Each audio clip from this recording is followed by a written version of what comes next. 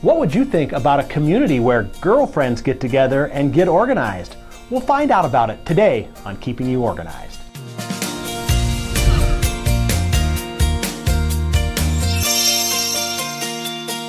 Well, ladies, we got something special for you today on Keeping You Organized. Our guest today is Angela Platts from girlfriendsgetorganized.com. And Angela, welcome to Keeping You Organized. Thank you. Thanks so much for having me. Now, where are you located? I'm in Austin, Texas. Okay, great. Now, this subject intrigues me a little bit because you've got this website, girlfriendsgetorganized.com, and give me a quick thumbnail on what the purpose of the website is. Sure. The purpose of the website is that it's a community area for women to gather and for them to go and go through kind of the whole entire organizing process from the start, as far as the getting inspired and actual motivation to getting going, and then actually going through the process of getting organized and ending the cycle as far as sharing your pictures and sharing what you actually did and accomplished with other women so that it can start the inspiration cycle for them again and just keep motivating each other to keep going with getting organized and actually getting it done. Well, let's talk a little bit about your background then and how it plays into why you actually developed this website. Yeah, sure.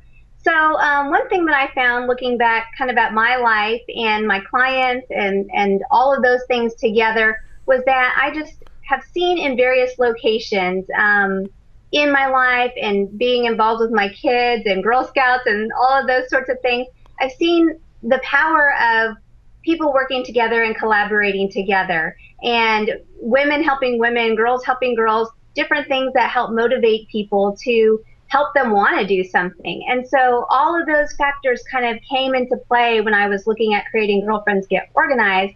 And I wanted it to be this great area where women could go and have someone else who was in their shoes and knew what they were going through and could say, oh, here's my ideas for you. And they could share ideas, but also just getting through that process and having some accountability so that they actually get it done and they have someone kind of cheering them on and waiting to see their before and after pictures and actually get things done. So I found that the community of Girl Scouts, it might be when someone starts as a young girl, all the way to women's networking groups or women getting together because they have kids' interests in mind, but they're still getting together and moms are sharing ideas. All of those things, I think, kind of came together and led me to start this community. Now, kind of another community that you're involved in is NAPAL, and yes. You are the president of the Austin chapter. And tell us about your involvement in NAPAL, how you got started, and maybe what motivated you to connect with that community. Yeah. NAPO, gosh, I mean, that was sort of when you start organizing, as a professional organizer, I mean, that was the thing that I felt like had to be done immediately. I felt like that was just so important to becoming an organizer because I felt like I didn't want to appear to be somebody who just started out as an organizer and decided to one day say, hey, I'm an organizer. I felt like I needed something behind that. And so NAPO has been a great tremendous source of learning, and the conferences and what you get from all of those has been wonderful. And then our local chapter has been absolutely fantastic. I've met so many amazing people, so many lifelong friends through NAPO, but it is a great source of learning and, again, communicating and connecting with people. So. Okay, well, let's go back to the Girlfriends Get Organized site and talk a little bit about some of the specific things. If you were to do the 4 or 5 things on the menu that someone would come there maybe for the first time and look at, for example, where do they start? What would maybe be the first thing they do when they come? Yeah, well, I think anytime you start with anything, you kind of want to get your feet wet and you need to, test things out. So I have a blog that I've been doing for a while, and so that's a great place to start. And just kind of start looking around there and seeing the things that are on there. That's always a good place. And then also a podcast. I have a podcast, and so that's an exciting place to start. You'll get a lot of ideas from both of those areas.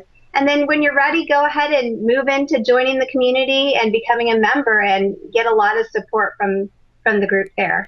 Now, thinking, in your professional organizing practice, what do you see as the top 2 or 3 things that people kind of are challenged with in organizing, when you meet with a client or something like Yeah. that? What are you seeing out there? What are the biggest challenges? Yeah, I would say one of the biggest challenges that I see is people don't know where to get started. That's one of the biggest challenges. They're overwhelmed and they don't know what to do. So that's the first challenge. I would say the second challenge is probably paper.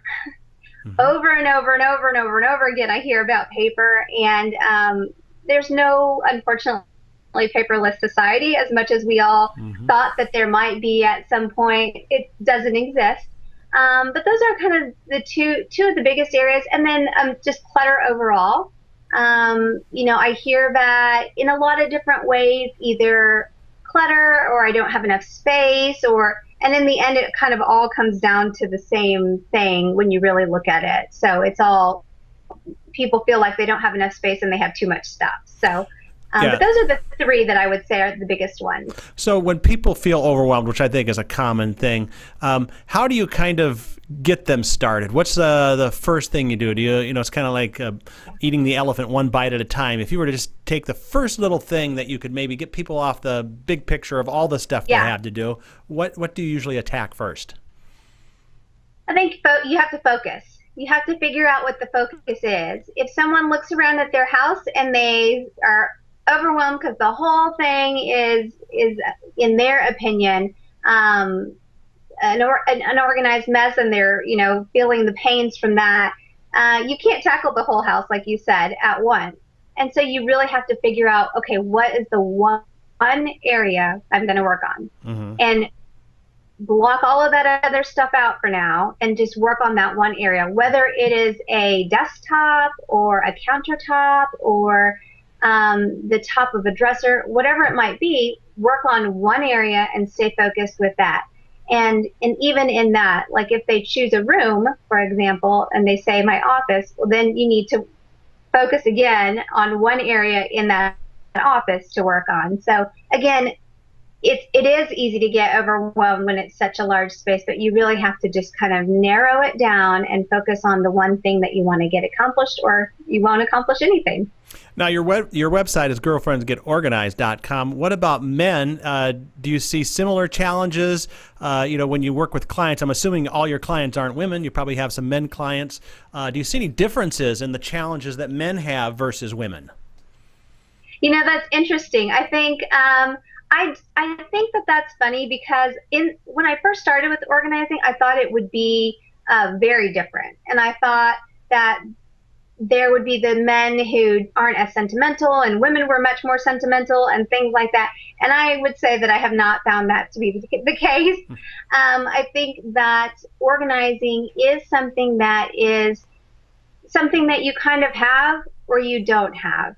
And so you have those people who are naturally more likely to get rid of clutter and those who are not. And then you might have those people who are more naturally organized and logical thinking and those who are not. And so I think that it's funny because I honestly thought that we would have more of a difference, but I would say that I really haven't seen that with my clients that I've worked with. How about people that do want to just hold on to stuff? Psychologically, there's something that they really, they basically want to keep everything because they're afraid of throwing. How do you get them over that hump? Yeah, that's tricky. I mean, that's a really tough one. Those are the clients that are really difficult to work with as far as, you don't want to persuade them. You don't want to, do anything like that because they are the clients that they do need more attention. It is going to take more time. And those are typically the clients that somebody who, has more skill, has a bigger skill set would work with. So that's something that if you are feeling that that is your area of concern and you're looking for a professional organizer, that's someone who you would want to look for a professional organizer who has more experience. You would probably not want to get one who is not a NAPO member. You would definitely look for a member somebody who's a member of NAPO, somebody who has a lot of experience, and someone who really kind of makes you feel comfortable with, because that is something that that person is going to be someone who you really need to be able to have a good relationship with them. Right. I think that's one of the big things that I see when maybe a husband and wife have been trying to organize together. And one of them, maybe the husband, is wanting to hold on to a lot of things, and the wife might be wanting them to get rid of stuff. And then she might go and start getting rid of stuff, and he would see that, and he would get mad that she's doing that. And that's where someone like a professional organizer like me can come in, and we would establish guidelines. So if he goes out and raids the dumpster and brings it back in, you're going to say, no, no, no, right? Yeah.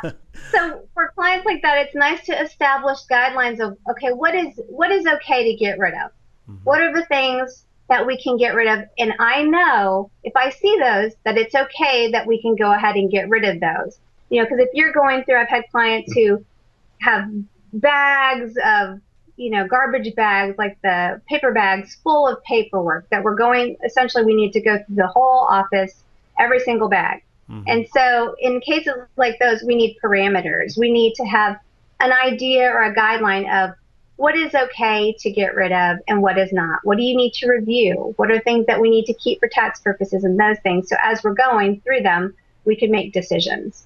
That's great. Well, listen, we're going to take a quick little break here, and when we come back, I want to go back to the girlfriendsgetorganized.com website, talk a little bit more about the community, and maybe get some stories from you about members helping members, and maybe some success stories from that. So we'll do that in a moment. We're with Angela Platts from girlfriendsgetorganized.com, and we'll be right back after this break.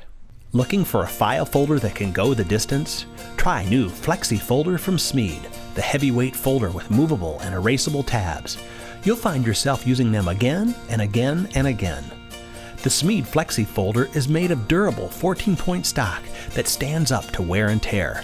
The folder also features an extra wide 1/3 cut movable and erasable tab. This tab allows you to write, move, and erase it with ease, so as your filing needs change, your folders don't have to.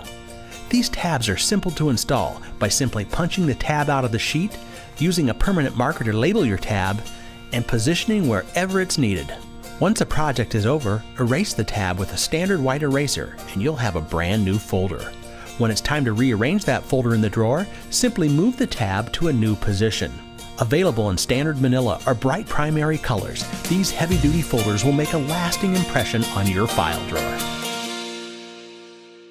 We are back now on Keeping You Organized today, and we are talking with Angela Platts from girlfriendsgetorganized.com, which is a website. Angela, describe it again. It's a website for women to get together and as a community. Explain it a little bit more. Yeah, sure.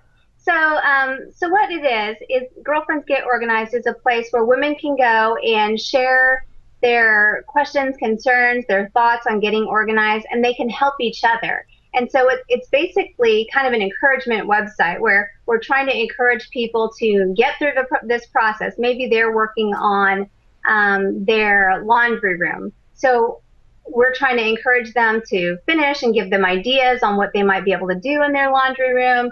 If they're having a particular problem area, we can offer them help. The members of the community can kind of go back and forth and offer them help with that area. So it's a community of women helping each other to get organized, but also I give tips and I give more guidance on how to get organized in the community. So I'm giving them some more step-by-step guidance and instruction so that they can help each other, as opposed to them just randomly throwing out thoughts and questions. I'm sort of guiding them through and offering them help so that they can help each other and help their neighbors or help their friends get organized as well. So you're not like, as soon as someone posts a question, you're not jumping in there and trying to answer it. You let the community kind of moderate first, and then you'll come in and add some extra commentary. Exactly. Right. It's not a professional organizer on standby or anything like that. It's really about building the community of women helping women. So it's something that I feel like we've seen modeled in different areas. You've seen, maybe people join a weight loss community. Mm-hmm. Maybe it's a gym or maybe it's something like that. Something where, you're getting motivated by each other and each other are, you're all kind of helping encourage each other to take the next steps and look at people's successes and and then share them and have little celebrations for when somebody accomplished something. So yeah, Okay. that's what it's about. Well, let's go inside the community now. We don't have to. We won't use names or anything, but maybe talk about a recent a posting where someone put out a challenge, and then talk about maybe the advice and solutions that other people in the community gave, and maybe how the situation turned out. Stories are always good, you know. Yeah, yeah. So I would say a couple of things that I've seen happen in community is, like you said, different people post challenges, and I think there's always this fear of you're doing something and you're the only one doing it. Mm-hmm. And then, I've seen people post things and you don't feel like you're alone anymore. You don't feel like you're the only one with that challenge. It's that thing like, oh, that's happened to you too. Oh, great, I'm not the only one. And you feel like you're actually getting something done, and you're not the only one who's had that problem. So I think that happens a lot with the moms. A lot of our moms, we've seen that happen, where we feel very overwhelmed and like we're going through all of these things. What I've seen a lot lately is the back to school stuff still coming through because everyone's schedules change. Schedules change at the beginning of the year, and schedules change or at the beginning of the school year. And then typically right in January, when everyone's getting back into a new routine of things, you start to see all of these moms kind of, their schedules have changed. What it was last semester, it is now different, and everything's different. And so we start to see a lot of moms sharing stories about how they're kind of frazzled, or, oh, we're getting back to doing lunches again, or, oh, we're getting back to our routine is this and that now. So I start to see a lot of people sharing about frustrations of schedules, Mm-hmm. and then offering advice on how to help each other out. So. Can you give us a couple of the inside tips that maybe even that you've learned from some of the people? Because I'm sure there's new things that you learn as well. What might be a way that someone can deal with schedule change? Yeah. One way that I recently did myself was for my family. We I made these cards, and I made a day of the week card. Mm-hmm. And so what was happening in my house was that every day after school is a different thing. So I have two girls, and every day after school they have different activities, and we have different outfits that we need. One of my daughters is a swimmer, and so she needs obviously towel and fins and all this gear for her swim team. They have dance. You need certain shoes and outfits and things like that. But we also have homework in there. We also have other things like that we need to fit into the mix. And so one thing that I did was go ahead and start these day of the week cards where I wrote down what we needed to do, as far as here's the time you need to leave, here's the time of the activity you need to be at, and here's what you need to bring.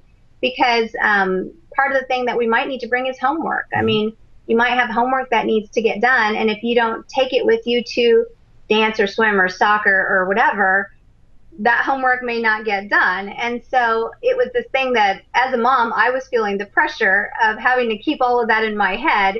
And when I wasn't the one saying, oh, don't forget to get that, it wasn't getting done. So those were really helpful. What did you do with those cards? Did you post them on a board, or did people carry them with them? Did you have them on a little ring? I punched a hole in them. We have them on a little ring, okay. And I have them in our laundry room in the house. So not our laundry room, our pantry. Yeah. So on a big cork board in the pantry, I have them hanging there, and then we can flip the day each day. But that's been just a helpful little trick that we did. I've also seen some moms post things on, where they put all of their kids' daily incoming paper. That's another huge one for moms, is the daily incoming paper that comes back from school, weekly or daily, what to do with that. So a lot of moms share things like that. They're different tips for what they're doing with all of this stuff, this influx of paper and material that are coming back home with the kids. Now, most of the professional organizers I have on this program, I ask them the question, paper or digital? What kind of planner do you use? I kind of use a combination right now. I would say I'm really a paper girl at heart. Mm-hmm. I really like the whole feeling of writing things down on paper. I like to do it in different colors based on what my activity is. So I like to do a lot on paper, but of course, I mean, I use Outlook. I do my calendar on Outlook, and we have multiple calendars and that sort of thing. So I do kind of a combination. Okay. I also use Evernote and some things like that. So I use multiple means of keeping up with everything. Okay, now I'm going to put you on a spot here. I want you to think in the last 7 days, perhaps a woman that you encountered who had a challenge with organizing, what the challenge was, and how you helped her overcome it, whether it was a client or a friend or someone in the community. Yeah, okay. I did have a client recently, and she had a lot of different things going on. I do see this client regularly, but she had it was kind of that she looked around the house and felt like everything was unorganized. Every area needed work, every room. It was kind of that thing. When I go into her house, I didn't necessarily see that. I see little piles of paper here and there, but it's not this huge disaster space. And so for her, it was a couple of things. It was talking to her about what had been going on, and I knew what had been going on in her life previously. She had been on vacation. They had been out of town for, taking a couple month vacation, or, traveling across the country. And so I said, you need to put this in perspective. I said, you've been gone for a month and a half, and now you've been back for about a month. But so basically, you really haven't dealt with your paper for 3 months almost. So I said, you need to really think about that. And at this point, she had her taxes due for the previous year that she was trying to get a deadline by done. So she was really focusing on the taxes. But then as she would look around the room and the house, all of these paper piles everywhere else were driving her crazy. And I said, it's okay. You're getting the one thing done that you have to get done, which is the taxes. You're getting it done. So you're almost done. We finished up, at that appointment, we finished up a lot of things for her to get those turned in. She only had about 2 more things to get done. And then I said, remember where you haven't been here for the last 2 years. And for her, that was, I immediately could see her body change. She said, thank you for telling me that. You're right. I haven't been here. The paper's been coming for, this long, and no one was here to attend to it. So after that, then I said, okay, now we're not going to worry about those other rooms at all right now. We're going to worry about this room. We're going to worry about this pile first, and then you're going to look at this one, and then that. So it was shifting her mindset of overwhelm, and that, she hadn't been keeping up with things, to really saying, what's the reality here? You've been doing a lot. You have been working on the taxes. You've been out of town for a few months. And then saying, now let's refocus. Once the taxes are done, here's priority number 1. So yeah, well, and again, it's just like another version of the community, helping someone maybe see something that they can't see because there's so much involved in it. Yeah. Well, we're kind of out of time here. I want to give you the opportunity to let people connect with you. What's the best way for people to get a hold of you, and what kind of are you actively pursuing organizing clients as well, or what's on your table right now, and how would you like people to get a hold of you?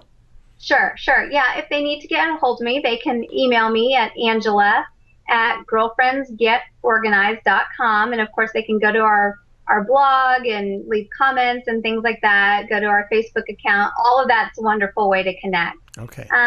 We do have some organizing clients still. It's pretty limited at this point, but I do still take a few on. I don't always work with the clients. I have a team of people who work with the clients, because we do a lot of relocation. So when someone's moving to Austin area, we can help them with their unpacking.